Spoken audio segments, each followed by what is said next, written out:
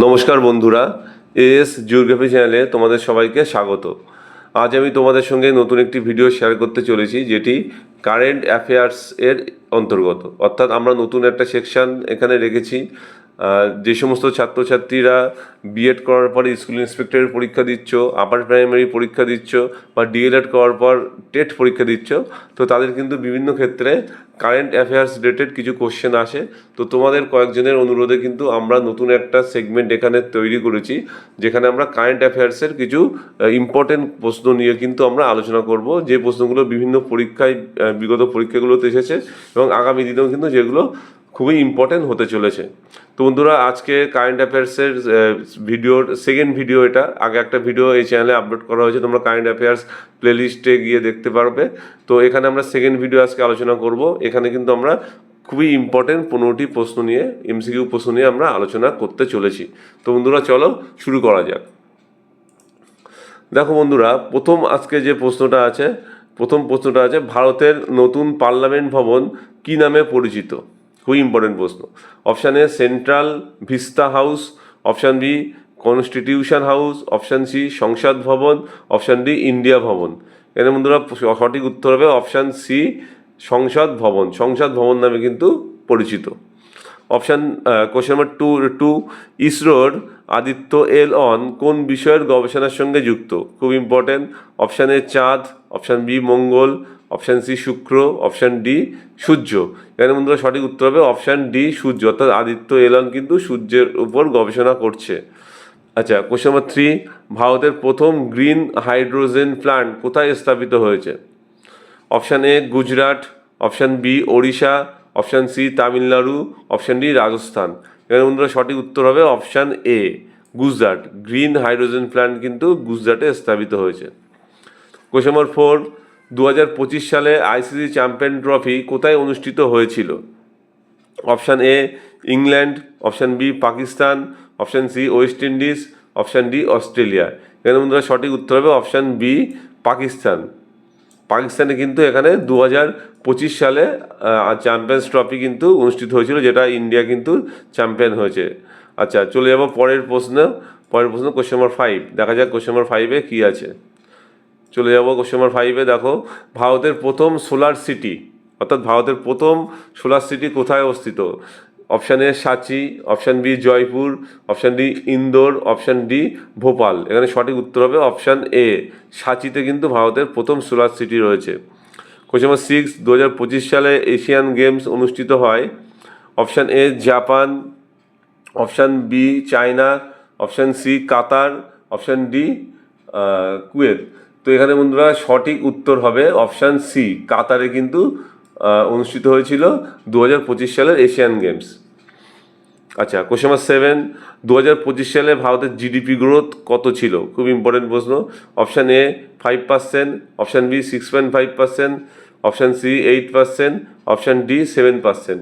এখানে বন্ধুরা সঠিক উত্তর হবে অপশান ডি 7%। 2025 সালে কিন্তু ভারতের জিডিপি গ্রোথ ছিল অনলি 7%। কোশ্চেন নম্বর 8, IMF অর্থাৎ ইন্টারন্যাশনাল মনিটারি ফান্ড এর সদর দপ্তর কোথায় অবস্থিত? Option A London, option B Washington DC, option C Geneva, option D Paris.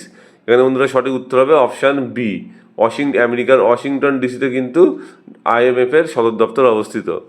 Question number 9, ভারতের প্রথম AI ইউনিভার্সিটি কোথায় গড়ে উঠেছে? খুব ইম্পর্টেন্ট এবং রেলেভেন্ট প্রশ্ন। Option A Mumbai, option B Lucknow, option C Hyderabad, option D Delhi. এখানে সঠিক উত্তর হবে অপশান সি হায়দ্রাবাদ। বন্ধুরা, তোমরা জানো হায়দ্রাবাদ কিন্তু টেক সিটি বলা হয়, এবং ওখানে কিন্তু ভারতের প্রথম AI ইউনিভার্সিটি গড়ে উঠেছে। কোশ্চেন নম্বর 10, ভারতের কারেন্সি প্রিন্টিং প্রেস কোথায় অবস্থিত? ভারতের কারেন্সি প্রিন্টিং প্রেস কোথায় অবস্থিত?